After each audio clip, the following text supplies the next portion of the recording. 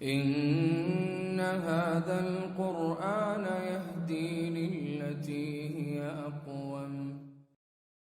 إن الحمد لله نحمده ونستعينه ونستغفره ونعوذ بالله من شرور أنفسنا ومن سيئات أعمالنا من يهدي الله فلا مضل له ومن يضلل فلا هادي له وأشهد أن لا إله إلا الله وحده لا شريك له وأشهد أن محمدا عبده ورسوله صلى الله عليه وسلم.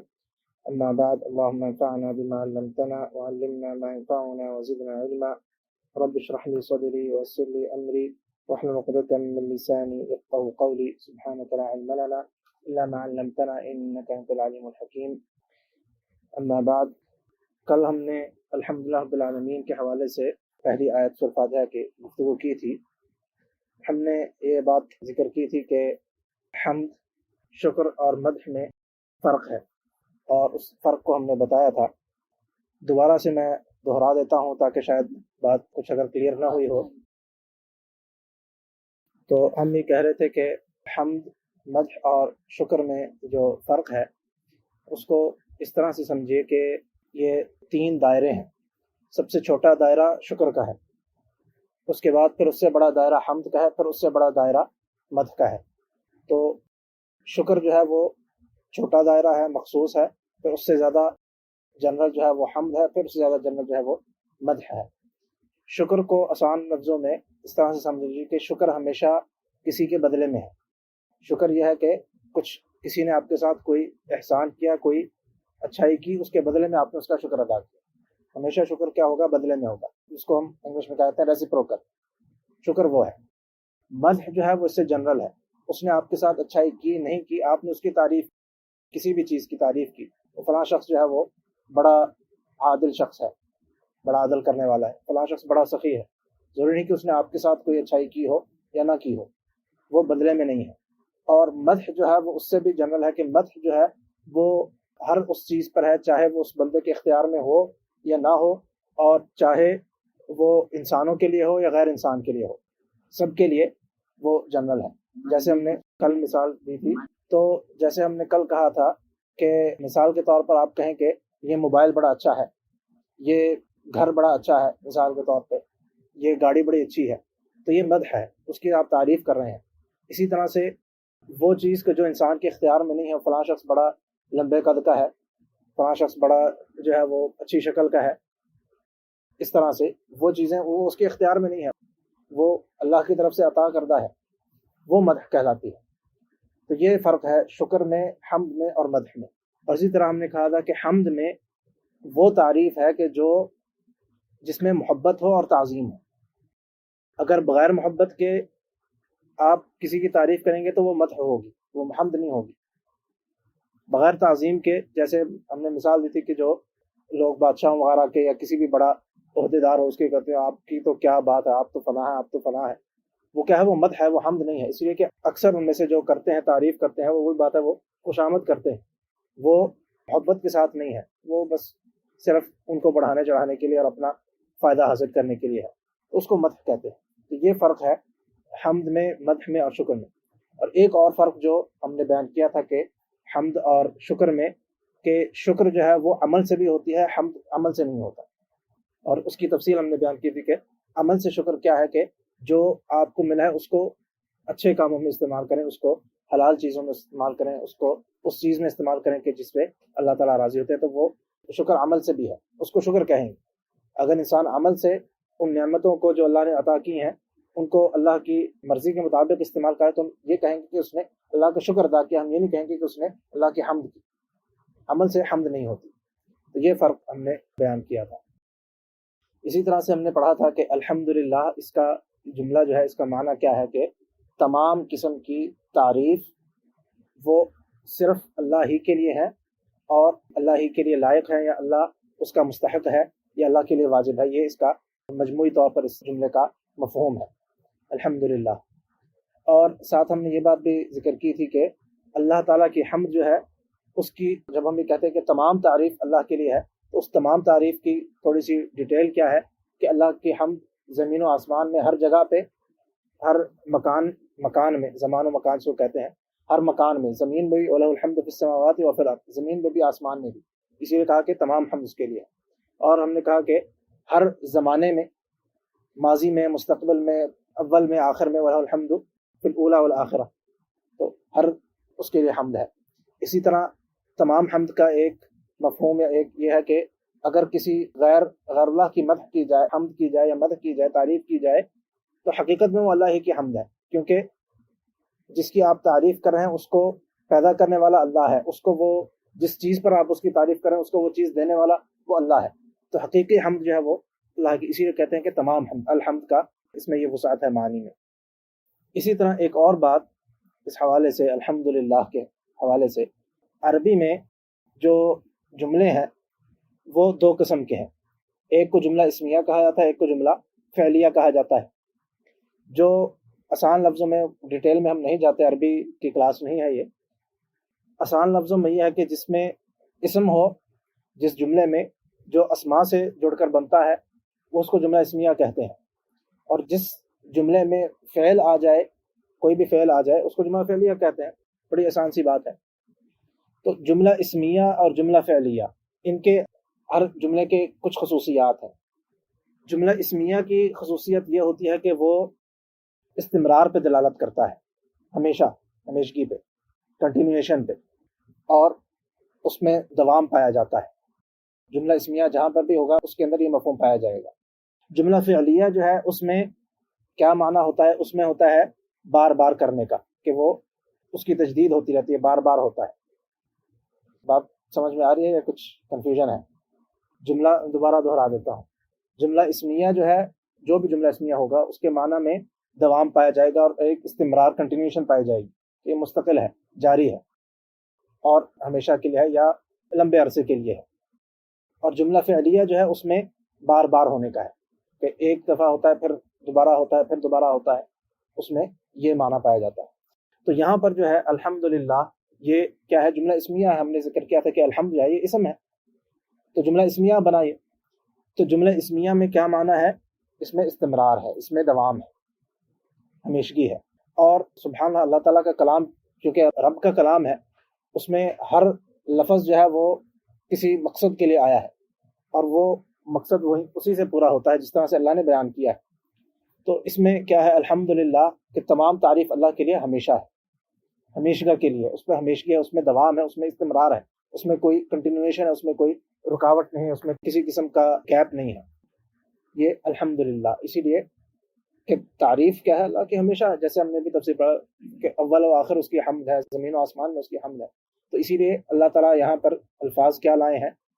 اللہ تعالیٰ نے جو جملہ فعلیہ نہیں آیا، یہاں پہ جملہ اسمیہ آیا، تاکہ دوام پر اور استمرار پر دلالت کرے، الحمدللہ۔ اسی طرح ایک اور بات، اور یہ پوری سورہ فاتحہ کے لیے ان جنرل ہے، کہ علماء نے، مفسرین نے بیان کیا کہ جملہ جو ہے اس کو کہتے ہیں جملہ خبریہ، کہ اس میں خبر دی جا رہی ہے، کسی بات کا ذکر کیا جا رہا ہے۔ اس کو بھی ایک اور اصطلاح بھی سمجھ لیں عربی کی، کیونکہ یہ ہمارے ساتھ آتی رہے گی۔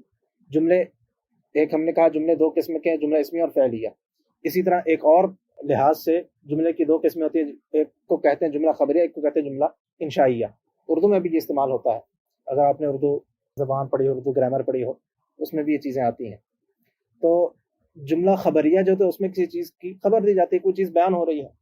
اور جملہ انشائیہ اس کو کہتے ہیں کہ جس میں کسی چیز کو طلب ہو، کوئی آرڈر ہو، کوئی حکم ہو، یا کوئی جیسے دعا ہے تو دعا میں ہم اللہ سے طلب کرتے ہیں کچھ، تو وہ جملہ انشائیہ، اس کے اور کئی قسمیں ہیں۔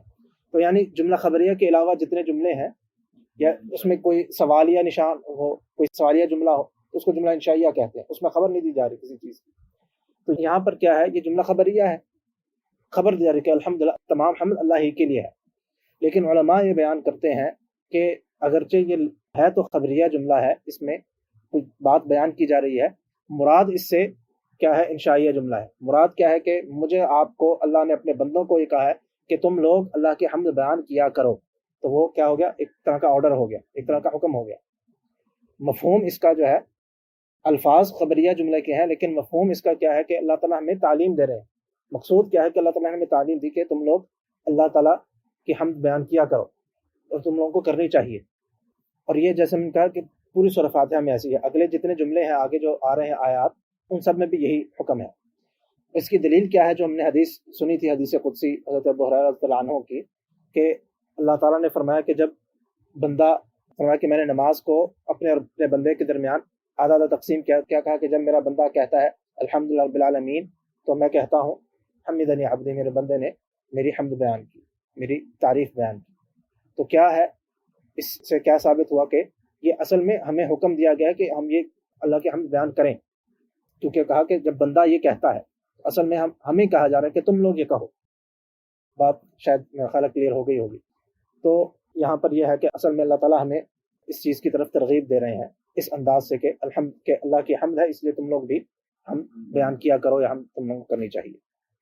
ہم نے یہ کہا تھا کہ یہ بات بھی گزر گئی کہ حمد جو ہے وہ اللہ تعالیٰ کو کتنی محبوب ہے، اس کی فضیلت جو ہے اس کے حوالے سے ہم نے کہا تھا کہ ایک دلیل اس کی ہے کہ قرآن میں اس کی کثرت سے آنا، اور 5 سورتوں کی ابتدائی، بلکہ پہلی سورت کی قرآن کی ابتدائی اس لفظ سے ہوئی، تو اس سے بڑھ کے اور کیا دلیل ہو سکتی ہے۔ اسی طرح نبی کریم صلی اللہ علیہ وسلم نے بھی فرمایا کہ اللہ تعالیٰ کو سب سے زیادہ تعریف پسند ہے اپنی، اسی لیے اللہ اپنی تعریف خود بیان کی ہے۔ کچھ مزید اس کے جو فضائل آئے ہیں اس حوالے سے، جیسے میں نے کہا کہ اختصار سے اس کا احاطہ کرنا تو ناممکن تو نہیں، لیکن مشکل ہے، کیونکہ احادیث بہت زیادہ اس میں کثرت سے آئی ہیں حمد کی تعریف میں، تو اس لیے اختصار سے چند اہم جو ہے وہ ذکر کریں گے۔ پہلی حدیث ہے اس حوالے سے کہ حضرت جابر رضی اللہ عنہ روایت کرتے کہ نبی کریم صلی اللہ علیہ وسلم نے فرمایا، اور معروف حدیث ہے یہ، کہ بہترین ذکر جو ہے وہ کیا ہے؟ لا الہ الا اللہ ہے، اور فرمایا بہترین دعا کیا ہے؟ الحمدللہ۔ اس کو کیا کہا؟ یہ بہترین دعا ہے، الحمدللہ بہترین دعا ہے۔ یہاں پہ، اور یہ بڑی اہم اور قابل غور حدیث ہے، سوال یہ پیدا ہوتا ہے کہ دعا کہا گیا کہ بہترین دعا جو ہے وہ الحمدللہ ہے۔ حقیقت میں عام طور پہ ہم دعا کس کو سمجھتے ہیں؟ ہم کیا کہتے ہیں؟ دعا تو یہ ہے کہ ہم اللہ سے کچھ مانگے، اللہ مجھے معاف کر دے، اللہ مجھے میرے پر رحم فرما، اللہ مجھے شفاعت عطا فرما، اس قسم کے ہم کچھ مانگتے ہیں۔ الحمدللہ میں ہم کچھ مانگ تو نہیں رہے، ہم تو اللہ کی تعریف کر رہے ہیں۔ تو یہ پھر بہترین دعا کیسے ہوئی؟ بہترین دعا اس طرح سے ہوئی کہ یہی سوال کسی سے جب کیا گیا تو انہوں نے کہا کہ تم لوگ یہ نہیں دیکھتے کہ جب کوئی بادشاہ ہو مخلوق میں، بادشاہ سے جب کچھ لینا ہوتا ہے تو کیا کرتا ہے؟ اس کی تعریف پہ، اس کی خوشامد کی جاتی ہے، اور وہ خوشامد پہ بغیر مانگے عطا کرتا ہے۔ یہ اسلامی ہسٹری، اور اسلامی اور غیر اسلامی جہاں پہ بھی کوئی بادشاہ آئے ہیں، آپ ہسٹری اٹھا کے دیکھیے، خاص طور پہ جو شعراء ہوتے تھے ان کا کام یہ ہوتا تھا بادشاہ کے مدح میں قصیدے لکھنے، وہ جا کے اس کو پڑھنے، اور انہوں نے اس کو بادشاہ نے انعام دینا۔ کہا کہ اگر مخلوق کا معاملہ یہ ہے کہ جب اس کی تعریف کی جائے تو وہ خوشی سے عطا کرتا ہے، تو رب ہے، وہ تو خالق ہے، وہ تو تمام کائنات کا مالک ہے، تمام خزانوں کا مالک ہے۔ تو اس لیے اس کو بہترین دعا کہا گیا کہ جب تم اللہ کی، معنی کیا ہوا کہ اللہ کی اگر تعریف بیان کرو گے تو اللہ تعالیٰ خوش ہو کے تمہیں خود ہی عطا کر دیں گے، مانگنے کی ضرورت ہی نہیں۔ بہترین دعا اسی لیے جو ہے وہ حمد ہے، اللہ کی تعریف ہے۔ اسی لیے قرآن و حدیث کا اگر آپ مطالعہ کریں تو دعا کے جو آداب ہیں ان میں سے ایک بہت بڑا ادب یہ ہے کہ کثرت سے اللہ کی حمد بیان کی جائے، تعریف بیان کی جائے۔ پہلے حمد بیان کریں، پھر درود پڑھیں، پھر دعا کریں، اور حمد جتنی زیادہ کریں گے، جتنی زیادہ اللہ کی تعریف کریں گے، اتنا زیادہ اچھا ہے، اتنا اللہ تعالیٰ زیادہ خوش ہوں گے، اور اتنا اللہ تعالیٰ بغیر مانگے بھی عطا کر دیں گے۔ اسی لیے ایک اور حدیث میں آیا کہ جو عرفات کے حوالے سے آتی ہے کہ نبی کریم صلی اللہ علیہ وسلم نے کہا کہ بہترین دعا وہ ہے کہ جو عرفات میں کی جائے، اور کہا کہ بہترین دعا جو میں نے اور میرے سے پچھلے انبیاء نے کی وہ کیا ہے؟ لا الہ الا اللہ وحدہ لا شریک لہ لہ الملک ولہ الحمد وہو علی کل شیء قدیر۔ یہ کیا ہے؟ بھی ساری تعریف ہے، اس میں بھی ساری تعریف ہے۔ اس کو نبی کریم صلی اللہ علیہ وسلم نے فرمایا کہ یہ بہترین دعا جو میں نے بھی کی اور میرے سے پچھلے انبیاء نے بھی کی۔ اس کا بھی معنی یہی ہے کہ تعریف جتنی اللہ کی کریں گے اتنا اللہ تعالیٰ زیادہ خوش ہوں گے، اس لیے کہ اللہ تعالیٰ کو یہ تعریف پسند ہی بہت ہے۔ اس کے بعد حضرت ابو ہریرہ سے روایت ہے کہ نبی کریم صلی اللہ علیہ وسلم نے فرمایا کہ ان الفاظ کا کہنا سبحان اللہ والحمد للہ ولا الہ الا اللہ اللہ اکبر، یہ مجھے اس چیز سے زیادہ پسند ہے کہ ہر اس چیز سے کہ جس کے اوپر سورج طلوع ہوتا ہے، یعنی دنیا و ما فیہا سے زیادہ محبوب ہے میرے لیے کہ میں یہ الفاظ کہوں، جن میں ایک لفظ کیا ہے؟ الحمدللہ۔ تو اس سے معلوم ہوا کہ اللہ تعالیٰ کو یہ لفظ کتنا پسند ہے۔ اسی طرح ایک اور روایت میں حضرت ابو مالک اشعری رضی اللہ عنہ کی حدیث ہے، اور لمبی حدیث ہے، اس میں جو ہمارے موضوع سے متعلق بات ہے کہ نبی کریم صلی اللہ علیہ وسلم نے فرمایا کہ الحمدللہ جو ہے یہ میزان کو بھر دیتا ہے. صرف یہ ایک کلمہ جو ہے اس سے میزان بھر جاتا ہے. جو قیامت کے دن جب وزن ہوگا ہمارے اعمال کا صرف ایک لفظ سے ہی بھر جاتا ہے. یہ اللہ کو اتنا محبوب کلمہ ہے. اسی طرح حضرت ابو امامہ رضی اللہ عنہ روایت کرتے ہیں کہ نبی کریم صلی اللہ علیہ وسلم نے فرمایا کہ اللہ تعالیٰ کسی بندے پر کوئی نعمت عطا کرے اور اس پر وہ اللہ کا شکر ادا کرے، اللہ کی حمد بیان کرے، اللہ کی تعریف بیان کرے، تو فرمایا کہ اس کو جو نعمت دی گئی اس سے بڑی نعمت یہ ہے کہ اس نے حمد کی. کوئی بھی نعمت، جتنی نعمتیں ہیں بڑی سے بڑی نعمت لے لیجئے، فرمایا کہ اللہ تعالیٰ اس پر اگر اس نعمت کو دیتے ہیں اور اس پر اگر وہ حمد کر لیتے تو وہ حمد زیادہ بڑی نعمت. سب سے بڑی نعمت ہے کہ اس نے اللہ کی حمد بیان کی، اس نے اللہ کی تعریف بیان کی. ہر نعمت سے بڑی نعمت یہ.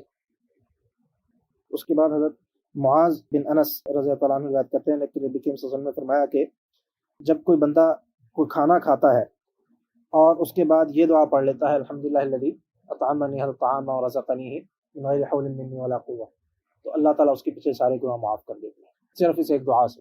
اور اس دعا میں بہت ساری چیزیں ہیں، لیکن کیا ہے؟ الحمدللہ، اللہ کی حمد ہے، اس کی وجہ سے کیا ہے کہ سارے گناہ معاف ہو گئے. اسی طرح فرمایا کہ حضرت انس رضی اللہ عنہ روایت کرتے ہیں کہ نبی کریم صلی اللہ علیہ وسلم نے فرمایا کہ اللہ تعالیٰ اس بندے سے خوش ہو جاتے ہیں، راضی ہو جاتے ہیں کہ جو کوئی بھی لقمہ بھی کھاتا ہے تو اللہ کی حمد بیان کرتا ہے، یا پانی کا گھونٹ بھی پیتا ہے تو اللہ کی حمد بیان کرتا ہے، اللہ کی تعریف بیان کرتا ہے. اسی طرح حضرت موسیٰ اشعری رضی اللہ عنہ روایت کرتے ہیں کہ نبی کریم صلی اللہ علیہ وسلم نے فرمایا کہ اگر کسی بندے کا کوئی کسی کی اولاد جو ہے وہ فوت ہو جاتی ہے، بچہ چھوٹی عمر میں فوت ہو جاتا ہے، تو اللہ تعالیٰ فرماتے ہیں، اپنے فرشتوں سے کہتے ہیں کہ تم لوگوں نے میرے بندے کے اولاد کو، اس کی روح کو قبض کر لیا ہے، اس کو لے آئے ہو؟ تو فرماتے ہیں کہ ہاں. فرمایا کہ کیا تم نے اس کے جگر کے ٹکڑے کو تم نے اس سے دور کر دیا، تم نے اس کو اس سے لے لیا ہے؟ فرماتے ہیں کہ ہاں. فرمایا کہ پھر میرے بندے نے کیا کہا؟ تو فرشتے کہتے ہیں کہ اے اللہ، اس نے انا للہ پڑھا اور آپ کی حمد بیان کی. تو اللہ تعالیٰ فرماتے ہیں کہ پھر میرے بندے کے لیے جنت میں گھر بنا دو اور اس کو بیت الحمد کا نام دو، اس گھر کو بیت الحمد کا نام دو. تو کیا ہے یہ حمد کی فضیلت ہے اس میں کہ اگر انسان کو اولاد کی وجہ سے اللہ تعالیٰ آزمائے اور کسی کا چھوٹی عمر میں بچہ اس کی روح کو قبض کر لے، اور اگر وہ اس پر اللہ کی تعریف بیان کرے تو اللہ تعالیٰ کہتے ہیں کہ اس کے لیے حمد کے نام سے گھر ایک جنت میں بنا دیا جاتا ہے، اس کا نام ہی بیت الحمد رکھ دیا جاتا ہے. اسی طرح حضرت اسود بن سرع رضی اللہ عنہ روایت کرتے ہیں کہ میں شاعر تھا اور میں نے نبی کریم صلی اللہ علیہ وسلم کے پاس آیا اور میں نے کہا کہ کیا میں آپ کو وہ چیز نہ بتاؤں، نہ سناؤں آپ کو کہ جو میں نے جس میں اللہ کی تعریف بیان کی ہے، یعنی حمدیہ کلام جو ہے وہ میں نے لکھا ہے، کیا میں آپ کو نہ سناؤں؟ تو نبی کریم صلی اللہ علیہ وسلم نے کہا کہ اللہ رب العالمین، تمہارا رب جو ہے وہ حمد کو بہت پسند کرتے ہیں، وہ حمدیہ کلام کو بہت پسند کرتے ہیں، یعنی ان کی تعریف کی اور کہا کہ اللہ تعالیٰ کو تو یہ چیز بہت پسند ہے. اور اسی طرح حضرت انس رضی اللہ عنہ بھی روایت کرتے ہیں، اس حدیث کا جو ٹکڑا ہمارے موضوع سے متعلق ہے کہ نبی کریم صلی اللہ علیہ وسلم نے فرمایا کہ اللہ تعالیٰ کو حمد سے زیادہ کوئی چیز پسند نہیں ہے، اپنی تعریف سے زیادہ کوئی چیز پسند نہیں ہے. یہیں پر آج کی گفتگو ختم کرتے ہیں، ٹائم پورا ہو گیا ہے. انشاءاللہ یہیں سے کل کی گفتگو شروع کریں گے.